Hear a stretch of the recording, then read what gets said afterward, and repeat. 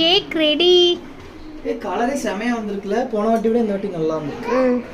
பாரு ஸ்ரீவி, சூடா இருக்குடோ. ஃப்ளிப் பண்ணுங்க.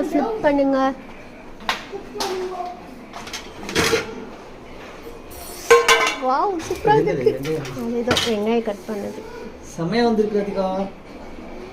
எனக்கு சாப்பிடும் போல இருக்கு இப்பவே, ஆனா சூடா இருக்கே.